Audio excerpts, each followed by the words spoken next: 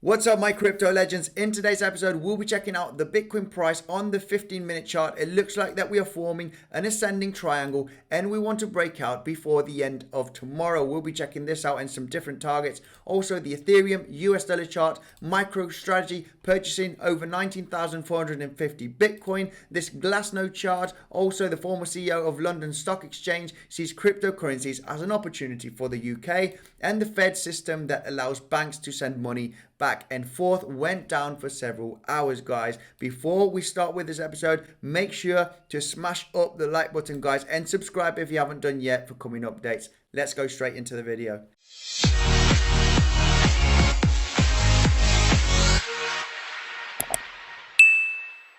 Hello there, Andy here, and welcome back to another episode of Bitcoinsensus, where you subscribe for the quickest technical analysis and news on Bitcoin, cryptocurrency, and the financial markets. I am not a financial advisor, so don't buy, sell anything that I say. If you do so, do your own research. Said this, let's go straight into the charts. All right, taking a look at the 15-minute chart for the BTC US dollar pair, it looks like that we are forming an ascending triangle, as you can see here on the chart. We do have multiple points here at the resistance touch. There's 3 points touch and also 3 points at the support area, creating this ascending triangle. We're looking for a potential breakout before the end of tomorrow. If we break out tomorrow, the measured move, as you know, is getting the resistance down to the support area of the triangle. And if we break tomorrow, this could potentially take the Bitcoin price all the way down to the $45,600 range. And if we break to the upside, we could possibly see the Bitcoin price around the $55,700 area. Remember yesterday I was talking about checking out this 1 hourly chart, about this trend line, very important trend line. We need to stay above it. If we break this ascending triangle, we might come above it and continue the uptrend. But if we break below it, we'll be coming to retest these lows that we made a few days ago. Remember, we did break to the downside this trend line, and we did it with a significant amount of volume. Now it is the bull's turn, now it is the supply turn, and it looks like we don't have any volume. So this might be a continuation pattern to the downside, or depending on where we are going to break out from this ascending triangle, guys. If you want to take advantage of doing any trading, I've got leverage trading platform links. You can get an amazing bonus if you click on one of those links. The best option would be Phemex or Bybit, in my opinion. They're my favorite ones. Let's take a look at the Ethereum chart. Nothing has changed very much for the Ethereum price. As you can see, we did mention this trend line. We broke to the downside, now retesting as resistance. We had a nice bounce here around the $1,400 area, which was the all-time high of 2018. Also, major resistance here just before we broke it. Taking a look at the 15-minute chart, see if we can see any trading opportunities. We probably can see also here like an ascending triangle potentially, yeah. So also for the Ethereum price, we might be forming like an ascending triangle. Note here that we have major resistance around this area, as you can see.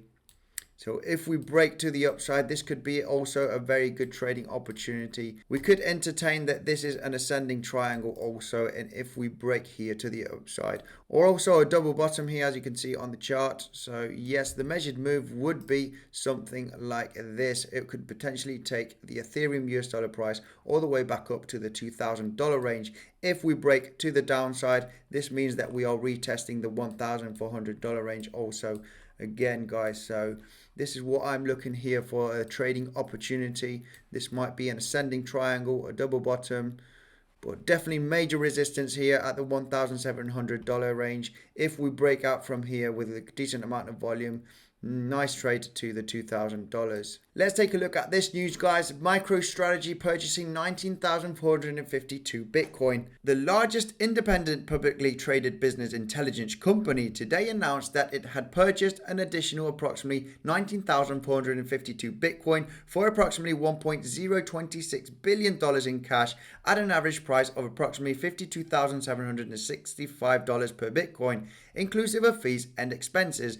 As of February 24 of 2021, the company holds an aggregate of approximately 90,531 Bitcoin. The company remained focused on our two corporate strategies of growing our enterprise analytics software business and acquiring and holding Bitcoin, reaffirming our belief that Bitcoin, as the world's most widely adopted cryptocurrency, can serve as a dependable store of value. We will continue to pursue our strategy of acquiring Bitcoin with excess cash, and we may from time to time, subject to the market condition, issue debt or equity securities in capital raising transactions with the objective of using the proceeds to purchase additional Bitcoin. If MicroStrategy got all this Bitcoin at the price of $52,765, they're not going to sell anytime soon. They are here for the long run, and most of institutions getting in now, they're going to wait for years until they sell any of their Bitcoin. Let's take a look at this incredible chart. On this on-chain data chart here from Glassnode, we can see the reserve risk in the orange,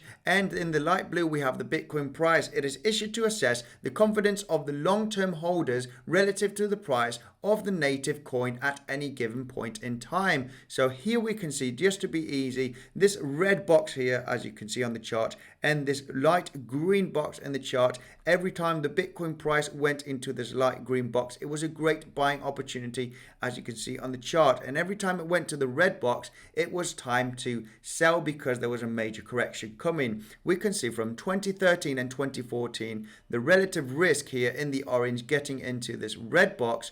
This means that the Bitcoin price was ready for a huge correction. As you can see, in 2014, we went into this huge bear market once the relative risk went into this red box. Also in 2017, late 2017, when we peaked here at $20,000, we can see the relative risk here in the orange getting into the red box, and this is when we entered this huge multi-year bear market.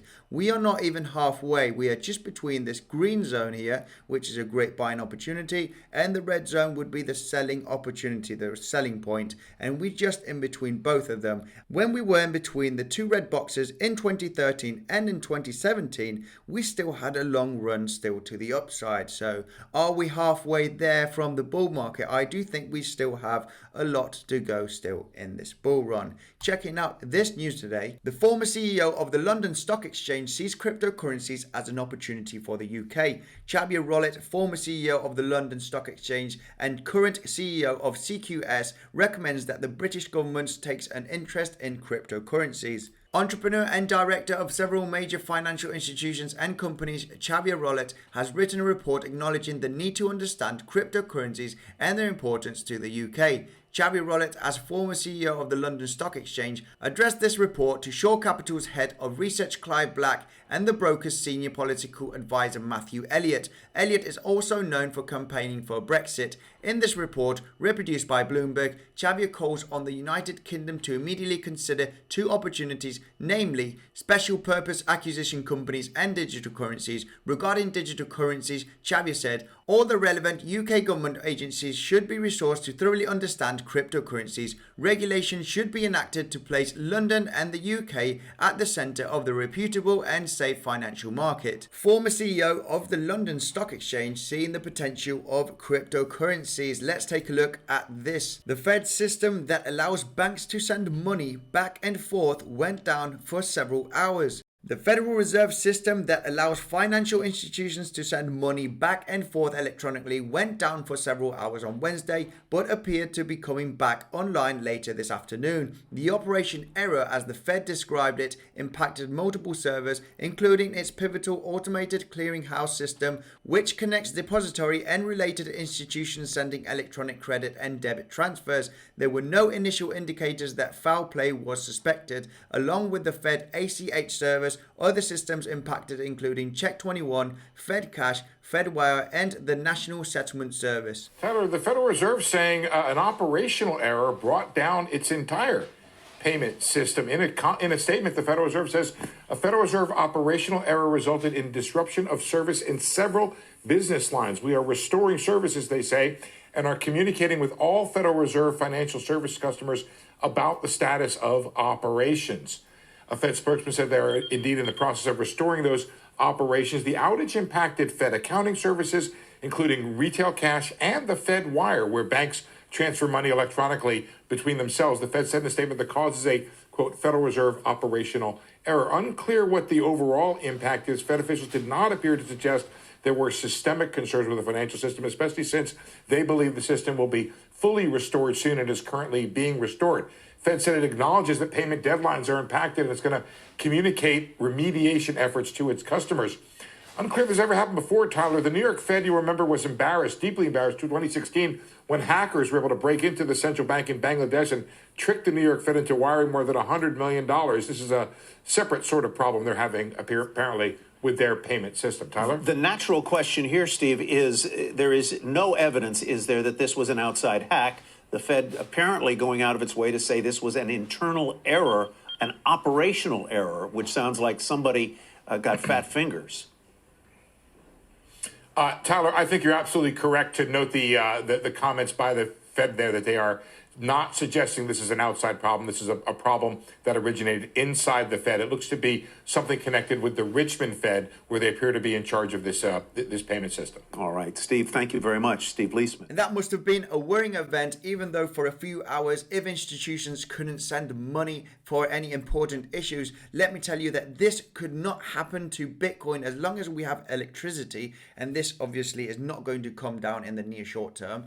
And we have these tens of thousands of computers validating the most secure decentralized network in the world. Well, this couldn't happen. You could always send Bitcoin anytime, 24/7 around the world, guys. This is going to be it for today's episode. Make sure to check out the Bitcoinsensus website. We've got great tutorials and reviews on how to buy, how to store, how to trade Bitcoin safely. We've got the latest news and technical analysis. So I'll be leaving a link in the description so you can check it out. And if you haven't seen the best tutorial of the Dudex leverage trading platform video popping up on your screen, massive thank you for tuning in, guys. Make sure to smash up the like button and subscribe for coming updates, and I will see you in the next one.